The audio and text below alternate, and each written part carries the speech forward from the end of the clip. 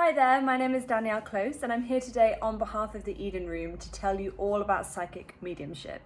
So by day, I'm a creative marketing consultant and the founder of beauty startup My Skin Feels, but by night, my job is a little bit different. I'm a professional psychic medium. And so I want to talk to you today a little bit about what that means, what psychic and mediumship means, how it can help you not only in your life, but in business and any area that you need some direction in, and kind of help break it down so it's more normal. I know there are a lot of stigmas attached to the word psychic and medium, and there's a lot of hoo-ha and crystal balls, but I want to show you what it's really like and really how it works so you can get a better understanding of how it might help you. What actually is a psychic reading? So being psychic actually means to see forward. Back in the olden days, seer would be what a modern day psychic is today. And it really does mean to predict the future. That's actually what the term means. But the job of the professional psychic is not only to see what's going on in someone's future, but also to see what's going on in their past or what's gone on in the past and what's going on right now so that you're able to build a bigger picture of where someone is heading.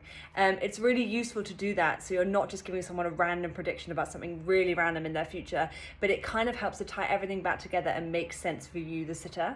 So yes, it is about predicting, it is about seeing the future, but it's also for me about feeling what's right for the person in front of me. So when I do a psychic reading, I break it down into categories because I think it's more digestible and more constructive for the sitter in front of me. So normally I do career, relationships, home, and then if there is a specific area or something we need to look in, that will normally come to me first and give me the kind of overall picture of what the reading is about. So that's kind of psychic in a nutshell. There's a huge world and there's so much to talk about it. But in terms of a sitting, that's really what it means. Mediumship is the same in many ways. You're able to pass along a message, but it's actually being able to connect to the other side. So when someone or something has passed, the medium's job is to be the communicator between this world and that world. So if you think of us like a telephone line to the other side, that is really who we are. We're just the messenger. And this is where it gets a little bit complicated and a little bit scary for some people, but I promise you it's really not scary at all. It's actually really lovely. So the job of the medium is to connect with someone who wants to give you a message. That might be an ancestor, that might be a pet, anyone who's passed that has a message of importance for you. They will come through on my side and I'm able to deliver that message to you. Every medium works differently. Some people see things, some people hear things, some people feel things. For me, it's sort of like charades. And I know a few other mediums are the same. I get shown very strange pictures and it could be like a Marmite jar or a soccer ball or anything super random, and that is sort of my starting point, and then a bigger picture forms from there. And normally a lot of the things that I'm seeing or hearing don't make any sense to me at all, but they always make sense to the sitter. I've had some really cool experiences with people who really missed their loved ones and didn't quite get to say goodbye, or they were holding on to things, and it's a really good way to clear those negative thoughts and feelings when someone's passed. Obviously it's a very sensitive subject, and the job of the professional medium is to make sure that the sitter is super comfortable. And I think the one thing that everyone is really freaked out about when I talk about mediumship is what happens if there's a negative message. And I want you to know that as a professional medium, it's my job to manage that situation. It's very, very rare that a negative message comes through. And if it does, it's my job to give that to you in a way that's digestible. Something like, perhaps you should look at this situation differently. Or perhaps, have you thought about this? I will never give you a super negative message because that is not my job at all. It's all about giving you something that you can use and utilize. And the guys on the other side also don't want to do that. They want you to live and be happy here. So just so you know, that is not something to be scared of at all. And it's just very comforting to know that actually maybe life isn't what it seems, and maybe after we pass, we don't just pass, we're there still communicating with us in some way. So that's kind of mediumship in a nutshell. So how does it work? To be honest, I don't know if anyone really knows the answer here. There is a whole community of psychic mediums, a whole community of spiritualists, a whole community of people who are on the same wavelength, but actually fine-tuning the answer of how it works is very difficult because it works differently for everyone.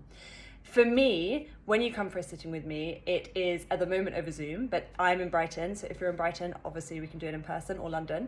And I will always tune into your energy before you come into the room. So I'll always have a base of what's going on in your life and how I can help. And I kind of always get the main nugget of the message before you come in the room. So I'm prepared to help you in the best way possible.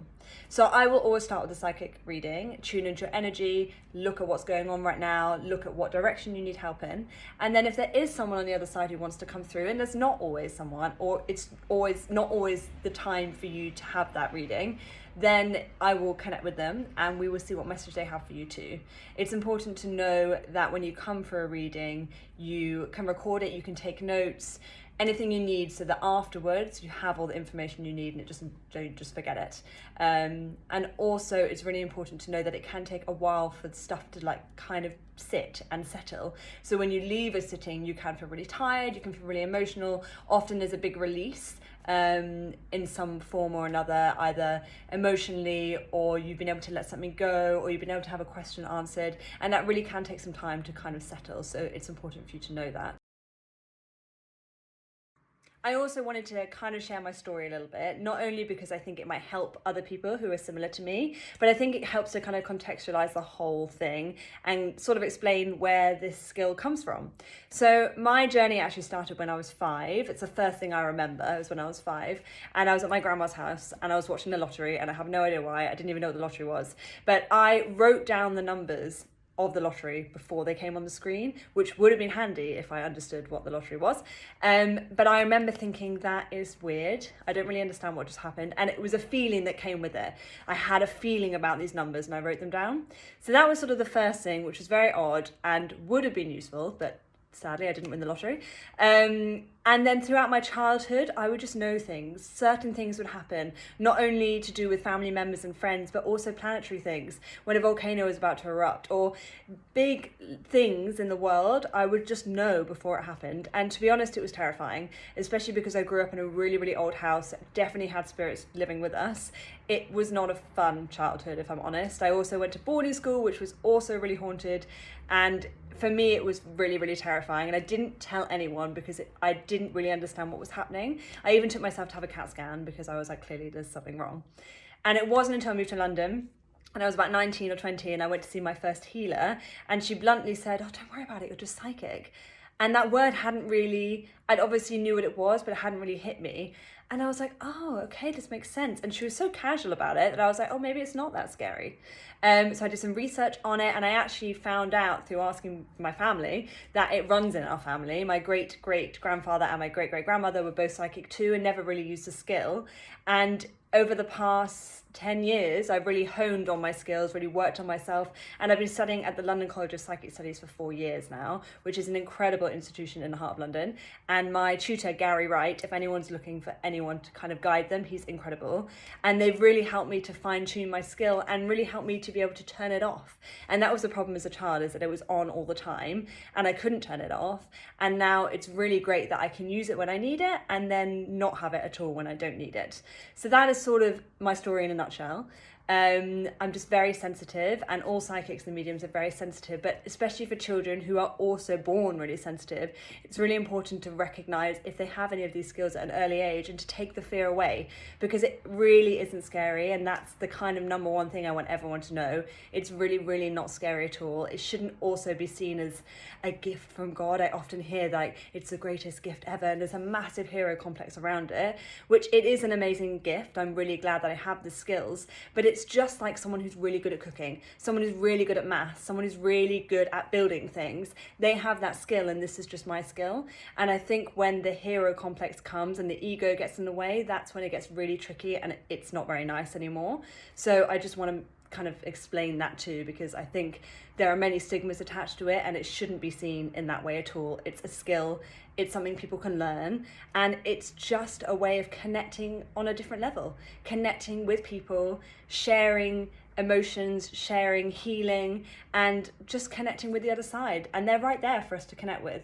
And the other thing to mention is that it is healing. So psychic and mediumship is the same as having a healing session, is the same as having a Reiki session. We're all doing the same thing, but getting there in a different way. And there's a lot of healing that happens in a sitting. So it's not just about getting information, it's about clearing stuff. And it's my job as the professional to also help guide you in that way. And I think it's important to know that it's a positive experience, it's a healing experience too.